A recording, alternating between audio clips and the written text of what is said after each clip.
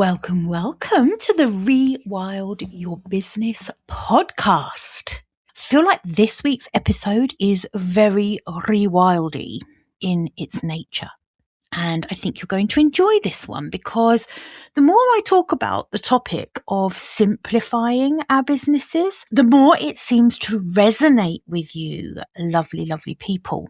And that fills me with so much joy and hope because I do believe that we've allowed business to get so overly complicated, so unpleasant to have to work in, and it doesn't have to be that way. So, topic I want to talk to you about today is the way that we've kind of been sold this complex version of what business needs to look like and why we've been sold it.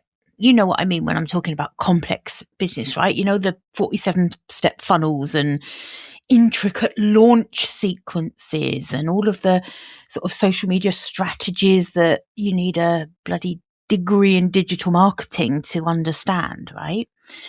All those really complicated business models where you literally cannot even explain it to someone without a flowchart. None of this building in of complexity into our world is an accident, because what's happened is that someone sells you a complicated system. You implement it. It doesn't work, or it kind of works, but it feels exhausting. So you think, I must be doing it wrong. I must need the advanced training, or I need the next level. I need the next missing piece, right? And they're in there like swimwear. They've got you for another course, another certification, another mastermind, right? The complexity isn't a bug in the system. It's the actual entire business model of the online world these days. And I see this all the time with the coaches I work with. Coaches come to me absolutely drowning in systems. They've got CRMs they don't use. They've got email sequences that, they've never actually got round to sending because they're so complicated. They've got content calendars that literally make them and me want to cry. And they're spending more time managing their business infrastructure than actually doing the thing that they're really brilliant at. So that's what I want to talk about today, because this feels important. People are feeling like failures because they can't keep on top of how complex doing business has become, but it doesn't need to be that way. So what I'm going to go into today is what actually does it take to build a business and how simple can you make it? Okay, let's dive into the episode. Welcome to Rewild Your Business, the podcast for women doing the work their soul intended. I'm Jill Mokes. I'm an international business coach, and I'm a guide for women doing the work that matters. Rewilding your business means cutting away what doesn't belong to allow what does to thrive, finding simplicity in your work.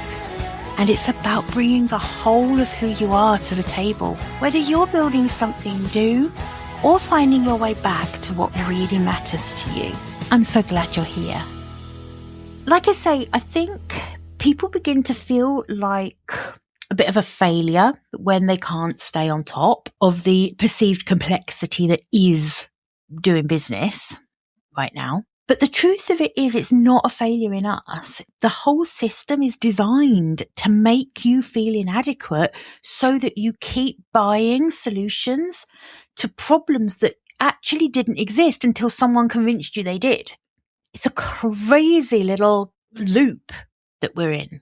So I want to cut through that today, and I want to talk to you about, what actually matters when it comes to building a coaching business, when it comes to building any kind of business. Actually, this applies. What is it that genuinely creates clients and income and allows you to have the impact that you started your business for in the first place? And it is not complicated. In fact, I could probably do it in one sentence. Let's see if I can do it in one sentence. You need to be visible where your people are, and you need to talk about what you do in a way that makes sense. And then you need to have conversations with potential clients, and you need to make offers to them of how you can help them. And when you help them, you need to deliver excellent work so that you can ask for testimonials and referrals. Boom. One sentence. I felt like I was on that quiz show then. This won't resonate at all with you if you're over the other side of the pond. Is it just a minute on Radio 4? BBC Radio 4? You know the thing where they have to speak about a topic and they're not allowed to kind of pause or repeat the same word or something like that. Anyway, there's rules about it. Felt like I was doing that. So basically that is it. That one sentence that I just gave you, right? That's it. Everything else, every bloody automation, sophisticated funnel, complex system, all of those things are optimizations for a business that's already working. They're not the foundational things. They're optional extras that you can add later if and only if they actually serve you. I have some automations in my business because my business has evolved. It's mature enough for the automations to make sense. But even so, even though I've been in business for a reasonably long time now, my business is still very simple. If I had to run my business just on my own without Kristen and Lena, I totally could do that. Kristen and Lena, if you're listening, oh my God, I don't want to. Please don't make me. But if I had to, I absolutely could. I know how everything works. It's not super complex. But here's the thing. The gurus out there don't make money if they tell you the simple truth. So what happens is they sell you complexity and they disguise it as sophistication. That's kind of what's happening here, really. And here's where this connects to the thing that you know that I really care about, which is identity. Because the reason that complexity sells so well isn't just clever marketing, right? It's because most people are operating from an identity that doesn't trust the simple path. Think about that for a moment.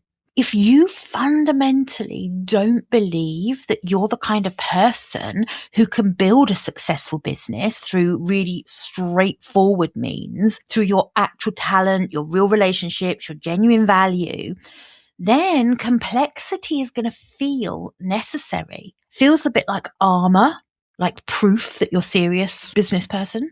So complexity becomes almost like a credential that you have when you don't trust yourself to be enough. And the business gurus out there, they know this. They're not stupid. They know that someone who doesn't trust their own authority is going to pay often a lot of money for a system that promises to do the trusting for them. But here's the thing that I know to be true after years of coaching ambitious women.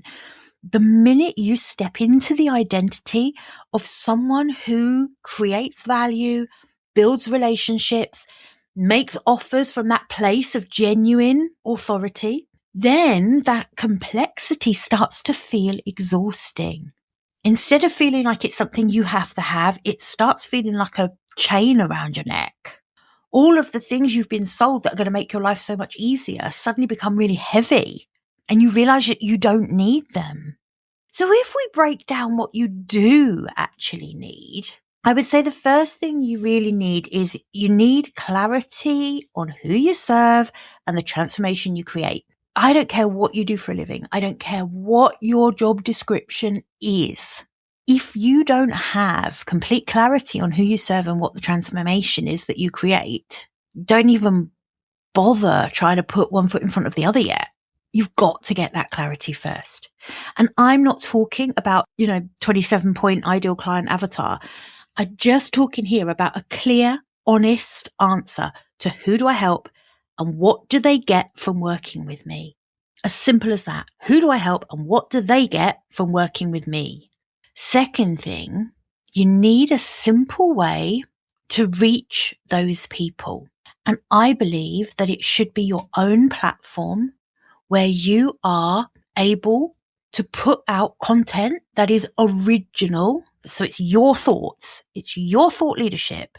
So for me, it's this podcast.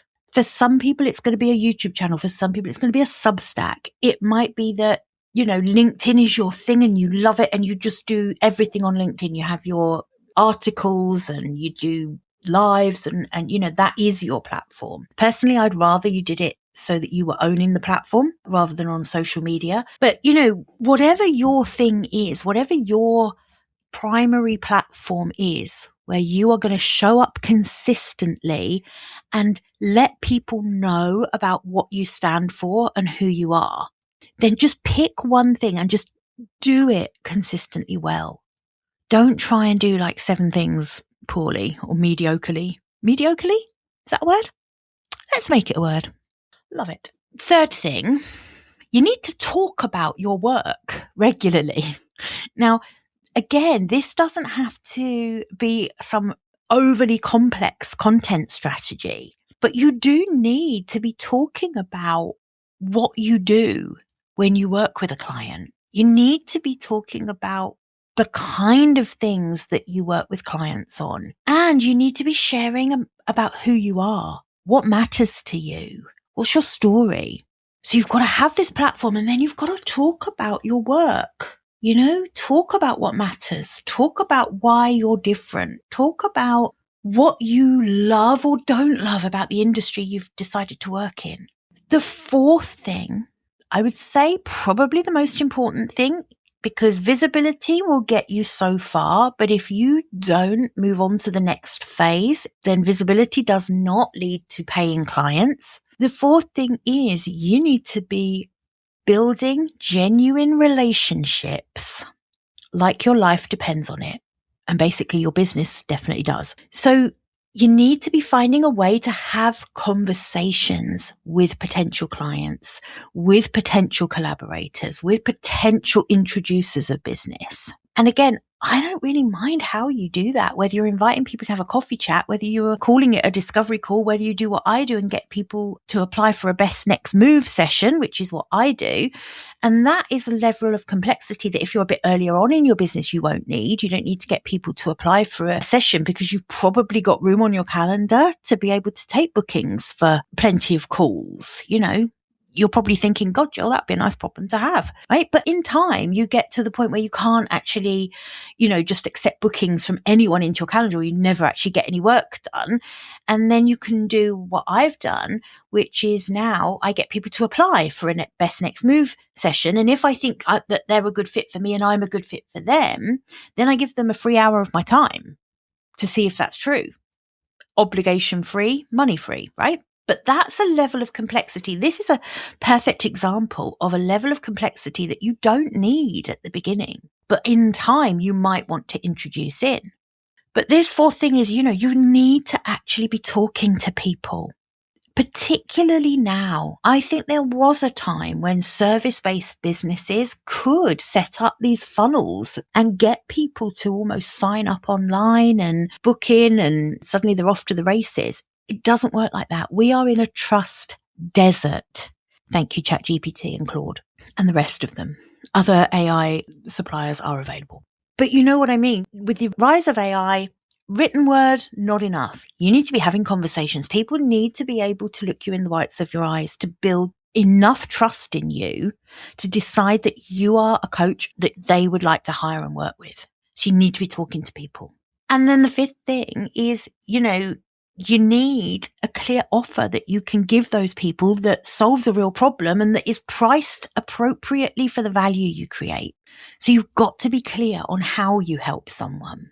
Sometimes with people I work with, that might look like creating a signature framework that makes it really easy to talk about how you take someone from where they are now to where they want to be.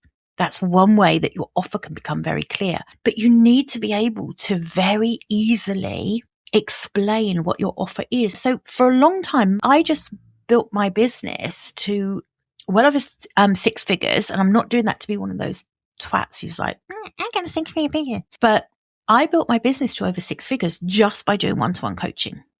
So it's really important for me to say that, because sometimes I think that people think you can't do that unless you scale into group things and other offers.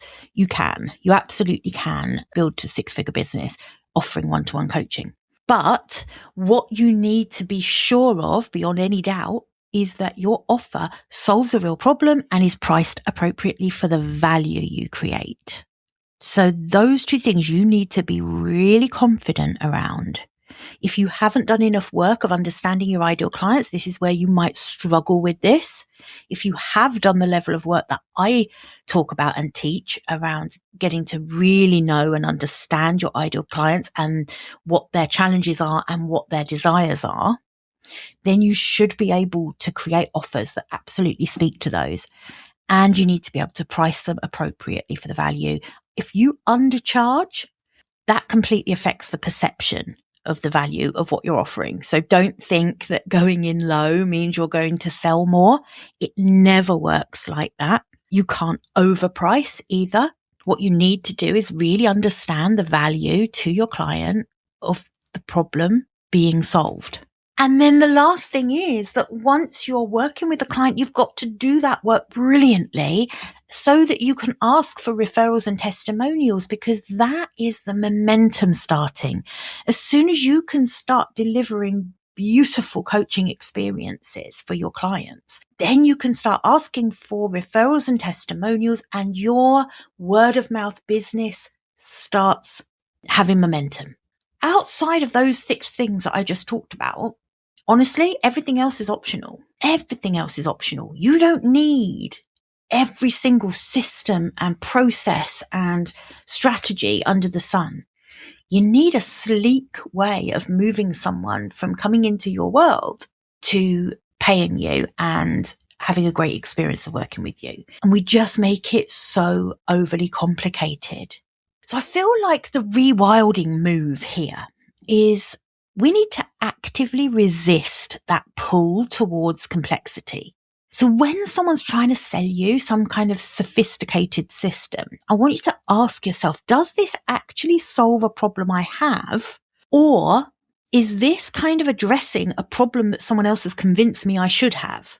When you're tempted by another certification or training, is this because I genuinely need these skills? Or am I just avoiding the really simple but sometimes scary work of putting myself out there? I want to share with you a secret that the gurus just don't want you to know.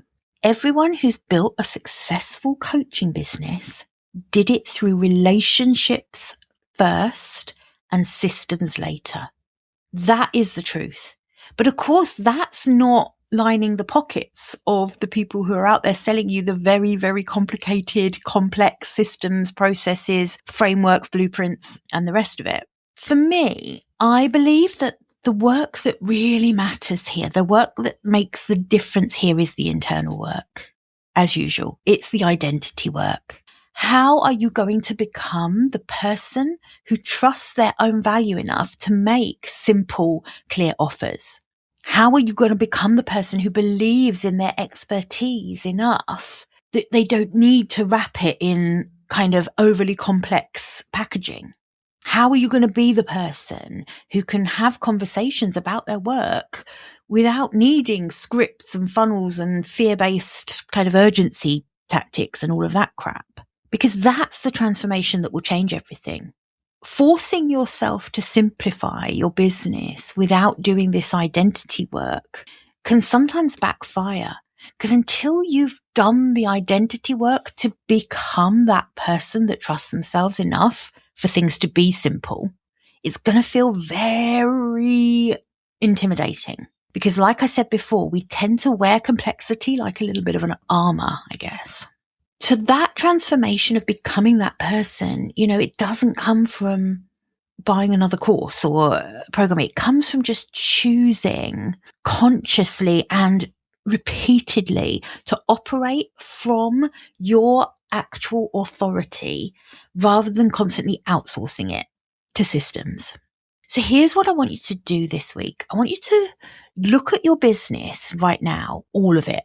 Like everything, the tools, the systems, the strategies, the platforms, the frameworks, the social media channels, all of it.